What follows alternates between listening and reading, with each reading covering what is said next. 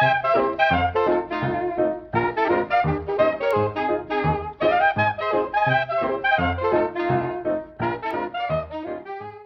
just need to get closer because I'm always so quiet compared to you. Project my voice like I'm on stage. Like when I was Charles Dickens, the narrator in A Christmas Carol in junior high. Yeah. In 1972? Killed it. Were you like 10? I was junior high. Were you? Yeah. Brenton. Nailed it. You didn't all huffy for it. I was in a play. Why didn't you continue said acting theatrics? It wasn't my calling. Why'd you do it then? Because I wanted to. I don't know. Why didn't you continue? I don't know. There was no other opportunity. Yeah, it was fine. It was kind of a big deal. You could have been on Hell on Wheels. What? Regularly. Because of A Christmas Carol? Why did you not tell me this? I could have hooked you up. You've known about this. I've talked to you about A Christmas Carol before. No, I didn't. Yeah. No. Come on now. When did you tell me? Does it matter, Swiss cheese brain? There's no way you're going to remember anyways. That's significant for me to know. Significant piece of knowledge of your history. Okay. So we're going to revisit this in about 8 to 10 months. And I'm going to casually bring this up again in a conversation about something else. Okay. I guarantee you have the same reaction that you just had. Okay. What? How have I not known about this? Well, supposedly you've told me before. How did I react then? Exactly like this. I don't believe you. What are you talking about? I don't believe you.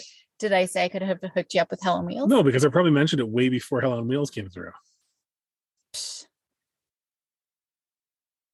Hello, Andrew. Hello. How are you? I am an enigma wrapped in a mystery.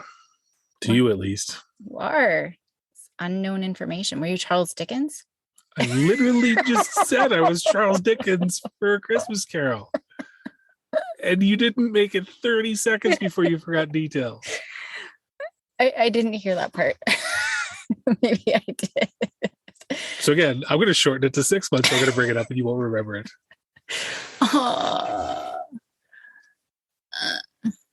Alrighty.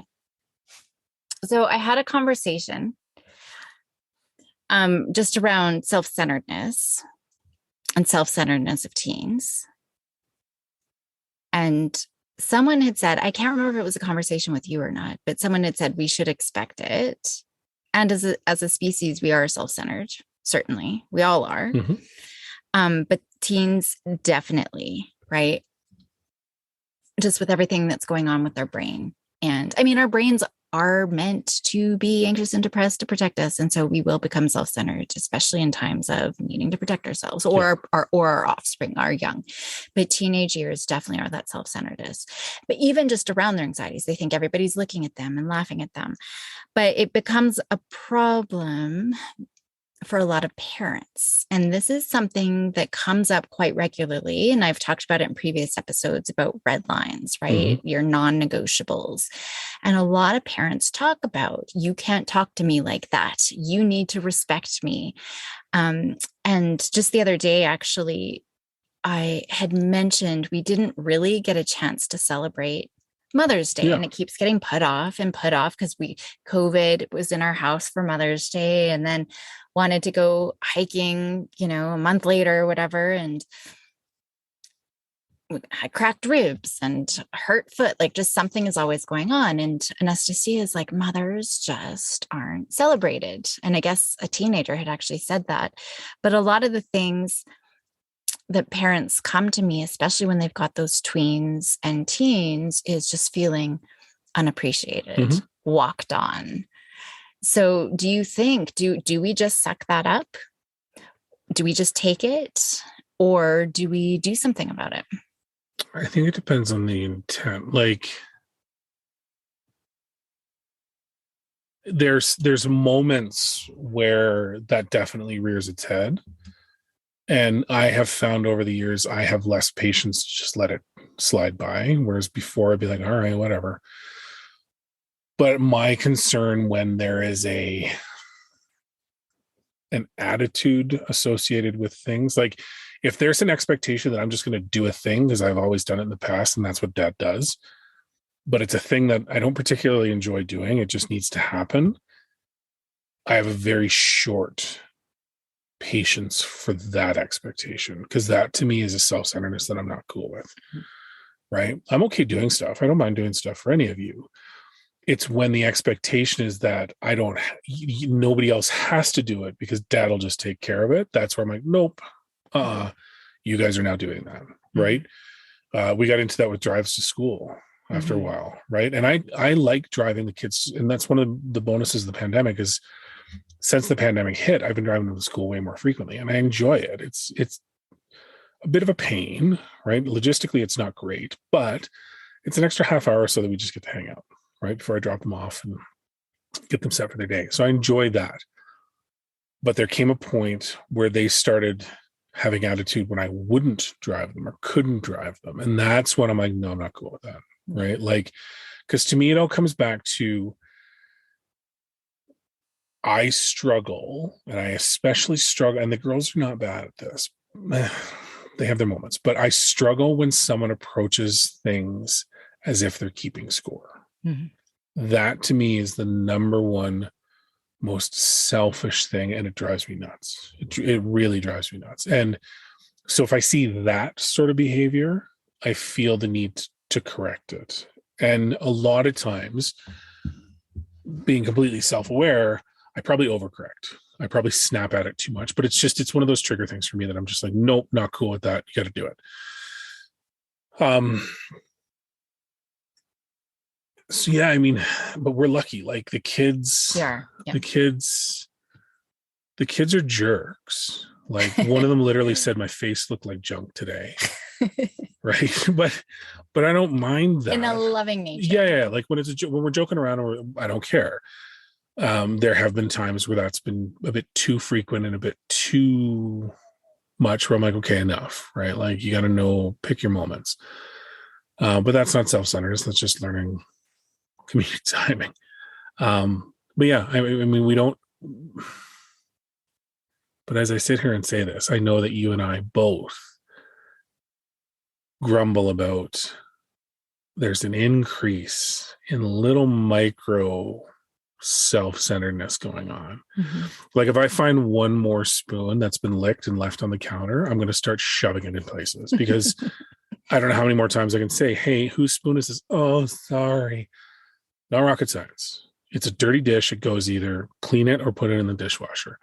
But I clean up probably 3 every other day just off the counter. Those sort of things. And I know they drive you nuts too, because there's just little things that we're always trying to get at them for. And that's the self-centeredness that I don't like. But they don't, I'm kind of rambling here. I don't really know. Well, I think for me, like that stuff, whatever, like it is frustrating, but I guess there is an expectation. Even though we cook and we're cleaning up and we ask them to put, just the other day, Willow was even saying like, it's not fair because I have to put everybody's dishes away. Right. And it is the taking, what did you do? Did you do your chores yet? Maya hasn't done her chores yet. I think for me though, it's more, we are so lucky. Because I'm going to tell you some stories that really got me thinking about this whole topic. We are so lucky. We really are. And Willow's fantastic. She is so thoughtful. She'll get upset. She'll talk very poorly to us sometimes. Nobody's ever called us real names. No, like no one's ever. Oh, we'd be down a kid if that happened. Yeah. But it happens, right? Like, they've never screamed, I hate you, you're the worst parent ever. Like we are so lucky because there are a lot of families where they get that all the time. Just the other day, there was a kid who called his mom up, hadn't been coming home, called his mom up, said, I need money to take my girlfriend to a movie.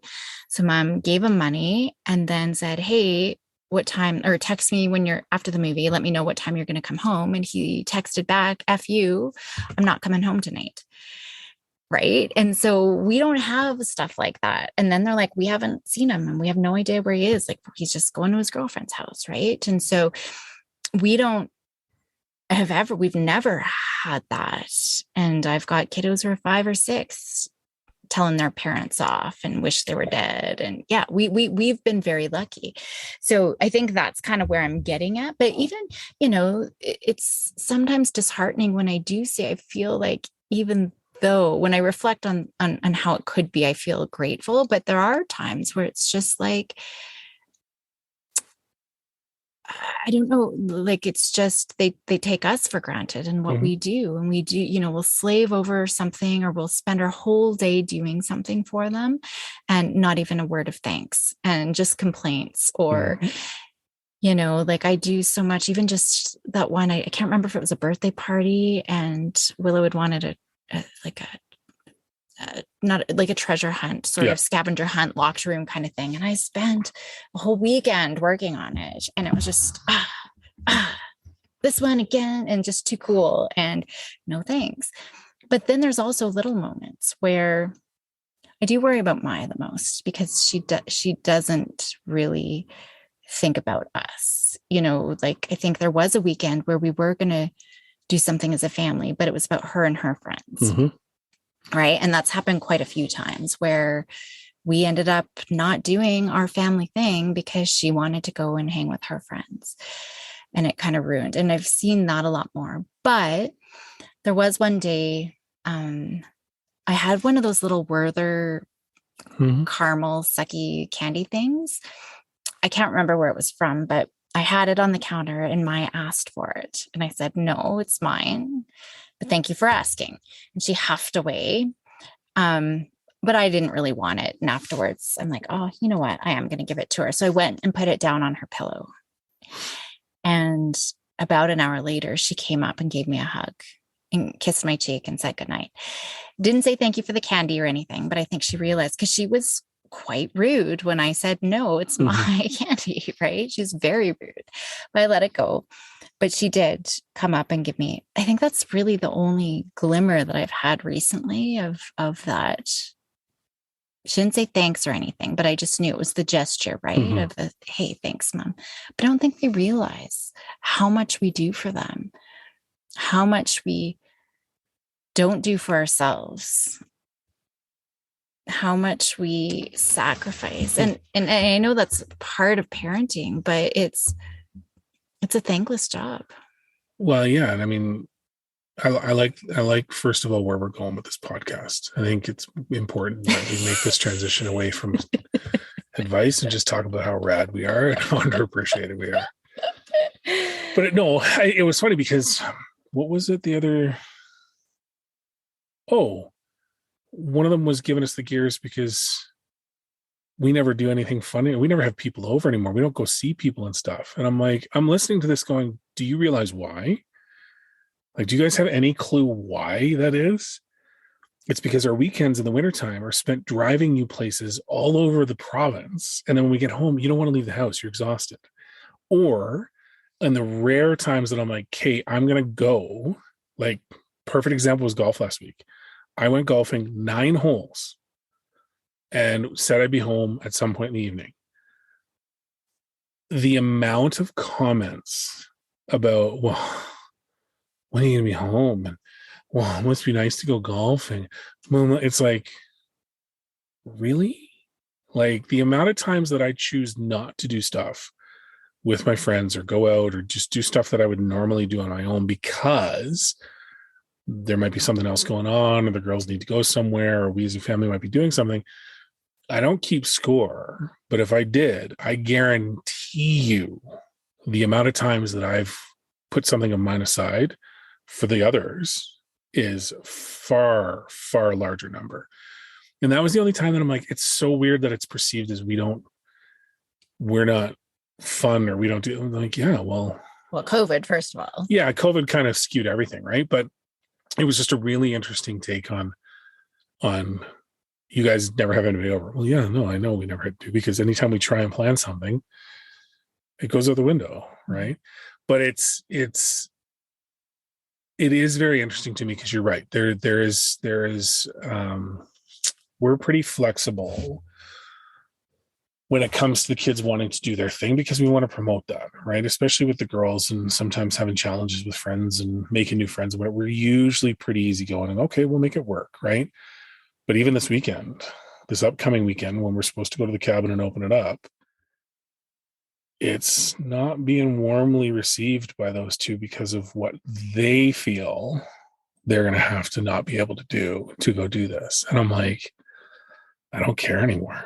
Like, I wanted to be out there 3 weeks ago. Yeah. Right. And so it's an interesting balance. And part of it is, as they get older, it's a little different with Willow because she doesn't get to have free will. She's 11, right? She has to kind of hang with us a bit more. But Maya is at that age where she is, and you chirp her about it all the time. I used to run the transit from one side of the city to the other, and I'd be gone until the evening. And well, now we're getting that. We're getting her saying, no, I'm leaving and I'm going to go do this thing. And we're like, oh, okay. All right. So how do we balance that? Right? Is it a monster of our own making in a way? Nah, I just think she's a teenager that actually has friends she likes to hang out with, right? Well, and that stuff is fine. I think it's just, actually, I saw a great video. It kind of looked like a job interview, and there's tons of different applicants, right? And he was saying, like, you have to work. And it started out normal sort of interview questions, or job description, I guess. Right. But it ended up getting into, no, actually, you don't get any holidays. You have to go around the clock 24 hours. They might call you the employer might call you in the middle of the night and you have to be on call. There is no sick leave. If you're sick, you're still expected to show up and do your work. And you're going to have to do whatever it is that the employer wants you to do at the drop of a hat. Yeah. And, it was just going on and getting more horrific. And then they said, well, what's the pay? And they're like, oh, sorry. No, like there is no pay for this. Right. And it's 360. And it was just, I can't remember all of the horrors that came along with the job, but then they said it's the role of being a parent. And then people, of course, right, were just like, oh my gosh, it's so true. And I never really put it in that perspective, but I think we do so much. And I'm not expecting, it's just not in children's nature to necessarily always be thanking us for everything. And that's not it. But I guess, how do we instill a little more of that appreciation? I think, with Willow, she's really good because she will say, I think us modeling, hey, kiddo, I really appreciate when you did this for me because it helped me have more time and now I get to hang out with you, or it helped me and daddy be able to go and do our podcast or whatever it is, right? So being very specific about what I appreciate that she did and how it helped me. And I find that little bit of modeling has helped her because then she'll say, thank you, mommy. That meant a lot to me. Or I'll put little notes under her door and I'll every so often have a little note. You're the best mommy ever. And thank you for all you do. Like, she loves sending those little notes. And so I think modeling a lot of that has been helpful. And maybe I didn't do that. And I don't do that with Maya. And so maybe that's a piece of it. Now I want to go write her a note and slip it under her door, how much I love her. And yeah, I think that, I would agree with that. I think for me, it's like, I don't need them to feel that they always need to be thanking us. I'm much more appreciative of unsolicited actions, right? Like, it would be nice to come home and be like, oh, someone took the recycling out. What a surprise, right? Not someone was told to take the recycling out, pulled the bag out and dropped it at the bottom of the steps in the garage where I'm going to trip over it, which is the best that we can expect and still requires some parental supervision to at least initiate the process. That to me would be, that is what I would like to instill in you. Maybe model. I think I model enough of the grunt work that has to happen. So I don't know how else to model it. But, even just, as we're talking to Maya the other day, even just meals, like, she'll just wait around now. She used to be good at making her own lunch, but now she's waiting around until I offer to make her something. But when I was her age, I was making dinners all the time. I loved it. I would go to the store with my own money and buy those little pumpkins, because you could get them year round, little squashes. I'd decorate the table. I'd make dinner. That was kind of my way of contributing to the family. I loved doing stuff like that. And I, told the girls, hey, why don't you make dinner like one night a month? take a night, make dinner, but it's me asking, right? Like I never had to be asked. It's funny though, because as I got into upper teenage years, into young adulthood, I remember my dad saying, hey, you don't make dinner anymore. That kind of stuff goes noticed, I think, by our parents. But it's interesting. I think it's just those little acts of kindness, really, that I think makes all the difference in the world. Even for me, I think that wouldn't it be nice? Yeah. If they just did. I mean, your love language used to be anyways, acts of service. I know things change and shift. Willow's good. She'll give little back rubs. She's good with hugging and cuddling and stuff like that. So I think she's got her sort of way, but she's not in those teenage years yet. So I don't know. Yeah. And I guess that's the thing, is how do we establish that then before it's too late for our children? Yeah. Well, I think a lot of it is through modeling.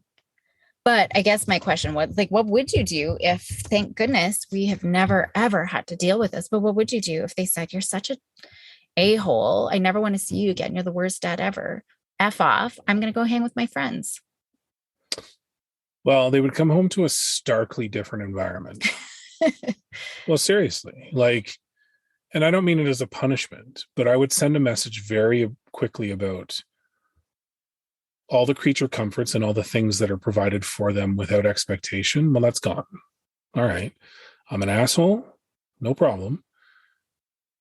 I'm an asshole that no longer needs to provide you with these extra little things. Again, it might seem punitive, but there has to be a give and take. And at that point, and I've seen it, I grew up with kids like this that were those kids, right? And the parents that didn't try and establish boundaries in some manner, actually, either way, it never usually ended well. Yeah. Right. As I'm sitting here thinking about it, I'm like, I don't know of very many that came back from that. Well, I know even parents are like, I got to put my iron fist down. And I'm like, well, my parents always, we knew that we would get the belt and blah, blah, blah. I'm like, what kind of relationship did you have? Yeah. Once you were ready to leave home. Oh, the minute I turned 18, I left home and, couldn't wait to get out. They've probably been told that they need to be out by 18. No, they really were, because they wanted to get out of that. Right. Yeah. So yeah, maybe you towed the line and you didn't talk back and you weren't disrespectful, but did you have the relationship with your parent that do you want that relationship with your child, that they hate you so much that, you know what I mean? Yeah. I don't want that either. No, I don't want that either. And that's honestly, it's one of my biggest fears, is because I don't know how I would react. I don't know how I would deal with a kid that felt so strongly and so hard done by that they would take that approach. Right. Because yeah, that it goes back to my earlier thing of, that's where I know I have a short amount of patience for that. I'll give and give and give, and if it's not reciprocated eventually in some form, I get frustrated. But it's not that I'm starting out expecting that. But if there was a deliberate attempt to vilify me for whatever they felt they were being wronged for, well, then those acts of service go away really quickly, because I don't need to. I'm fine still having a relationship. I'm fine still having communication. I don't then feel the need to provide acts of service to someone that has proven they don't appreciate it. Yeah. Right. And God, I hope I never get to that point, because even just talking about it, I don't like it. Well, in the heat of the moment, responding with anger is only going to make it worse. And then we are going to be the jerks, and we're so unfair and mean. Right. Yeah. So, I mean, whatever emotion comes up for them, whether they're sad, frustrated, worried, angry, the best thing we can still do is listen, reflect, empathize. I'd be hurt, for sure. Yeah. I'd probably say, wow, if I wasn't crying, because I'm a crybaby, but I would know that not to respond in kind. And we want to de-escalate the situation. And sometimes it's no words at all. It's like, and just kind of showing that hurt, because at most, right? Yeah. Otherwise, with littler kids, I would say, oh, wow, I really upset you. So I'm going to cough. So, oh, wow, I really upset you. Later on, we can have that discussion. But Yeah. when there's emotions Yeah. in the Fair moment, enough. there's really nothing that we can do. Yeah. No, I get that. And I mean, I've been in that situation growing up myself where, dad and I got into it really bad. And I did at one point threaten him. Like, and I was bigger than him by then. The dynamic had changed considerably because I had a foot on him. Right. And I remember looking him in the eye and saying, if you come back around here, I'm going to lay you out. And I meant it with every fiber. And I didn't want to be in that situation. I think the circumstances were different. It wasn't because you wanted to go hang out with your friends or he was telling you. No, it was he and I were butting heads about other stuff, obviously. Right. Yeah. But it was I had my rebellious parts because I remember going to Mac's place with I can't believe it, with one of those wine jugs of homebrewed red wine that I found in the basement, angry because they told me I shouldn't go out or something ridiculous. So I snuck out and got my friends to stay me and went to Cam's place and got hammered. Like, I don't remember ever being this bad off, and calling dad up in the middle of the night and getting into it with him and yelling at him. And that was the only time that it was a situation similar to what you've kind of explained, right? Like where I was antagonizing him. I was angry and I was lashing out and over stupid stuff. Like, you didn't let me do what I wanted to do, right? But it was the only time I really truly remember being so angry that I thought I would get into a physical altercation with him, until a few years later when this other one happened. But it's funny. It's funny in retrospect as I think about it. He didn't say anything on the phone. I remember that phone call as clear as a bell. I remember where I was standing in Cam's kitchen on the landline phone, feeding it to dad. So you're that kid. You're that jerk, self-centered, jerky teenage kid to his parents. Do you want to go? I could never imagine talking back to my parents. Oh, I got to their face. Oh, see, so you're behind the backer. Behind the backer. That's not better. Oh, I do remember my father saying, "What, you think you can talk to me like I'm one of your friends?" And I remember thinking I would never talk to one of my friends like this. But I can't remember. Like, I never called them names. In my journal, I called my mom a name once, and my dad read my journal and called me out on it. But I've never. I don't know if I ever did that to mom. I know I got into it with mom-in-law because she was the one that was around, and we'd have our rows, right? Like when I do something stupid. But I remember I saved my worst. I wanted to hurt dad when we got into it, right? And so I would. See, that's awful. Well, I was a teenager. I was an idiot. I know, that's the problem. So what do we do so our teenagers don't do that? What could he have done differently? I mean, not the big situation, because that is you're protecting something. But I mean, I don't know. When I think back of that, I was just angry. Mm-hmm. I don't know if I was angry at him. I don't know if I was angry at mom. I don't know if I was just angry. Like, I was angry. And that was the fuse. Was he did I in retrospect, talking about what you and I are talking about here, he did the best thing he could, which was he didn't antagonize exactly me. He didn't say now he did circle back on it later, but he always did it in a weird passive way with me. He would never talk to me. He'd always go through mom. And I think your dad was sometimes the same. Your mom was your daughter. You need to get your daughter in line. Your sons. Chris never do anything but it wasn't until the big issue, the big incident, that he had to confront me one-on-one. We had to have that conversation one-on-one. But as a kid, I was just angry. I was angry at everything. Mm-hmm. Right. I had, to paint the picture of woe. I was younger than everybody going to high school. It was my graduating year. I had lost my license. I'd gotten it and lost it before the end of September of my graduating year. So the one thing I thought I was going to have that brought me up on par with everybody else, the ability to drive, I got it ripped away from me. So I was angry about that. And I was, whatever. The stuff that doesn't matter now that was so important then.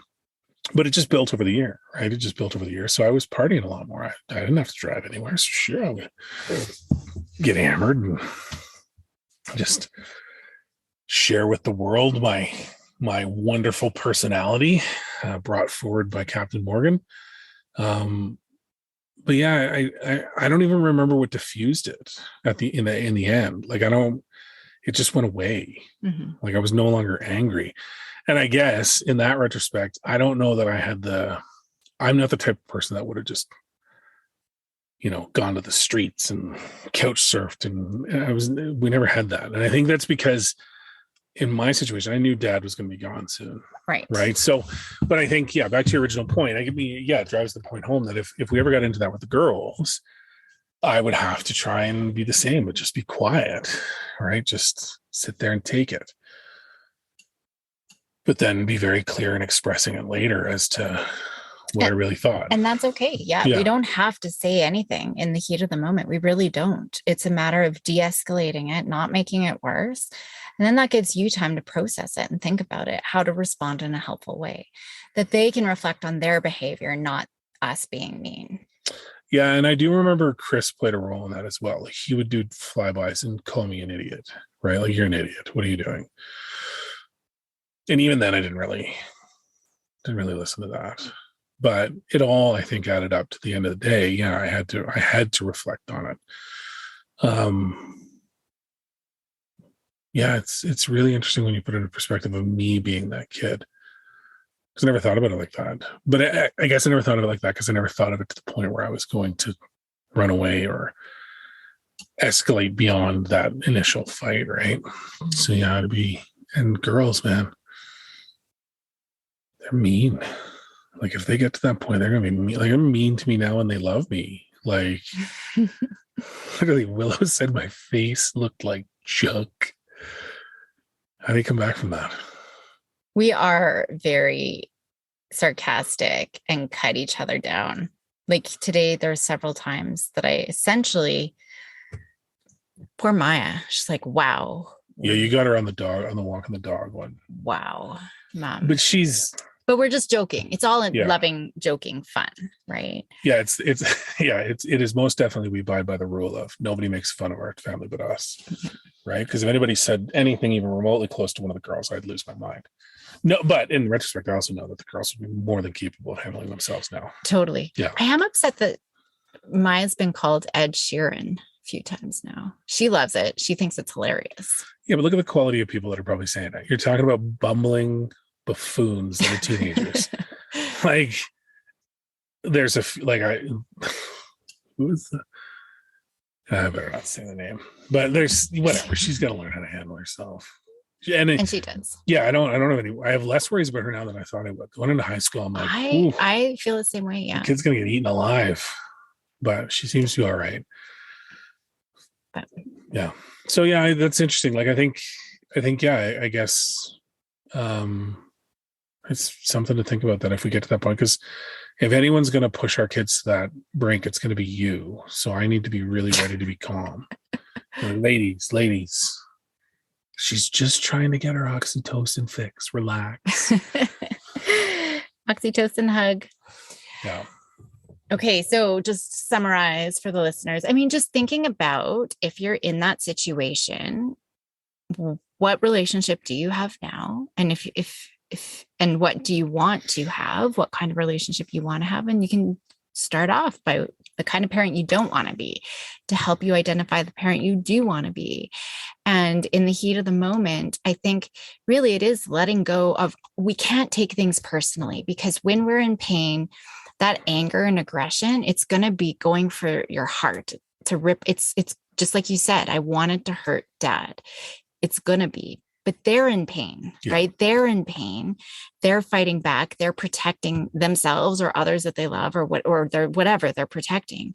And so they are going to go for hurt. It's not that they are really feeling that. So we don't want to fuel real feelings, right? So it's being able to create, especially in the moment, that pause. Later on, we can then address it and say, hey, that wasn't cool, or whatever we need to do. But otherwise, we just can't take it personal in the moment because they're just so caught up and tangled up in this big, huge emotion that what they end up saying really isn't what they actually mean and believe. And unless your relationship is completely, destroyed, but I think that then maybe that comes more out of all the things leading up to that moment, like the more authoritarian approach and the my way or the highway parental approach and the ultimatums ultimately lead to that final blow up, where I think what makes a difference from my own perspective is I never felt there was an ultimatum, right? Mom only threatened to kick me out of the house once. And that was because Chris and I were fighting bad. Like we had a really bad physical fight.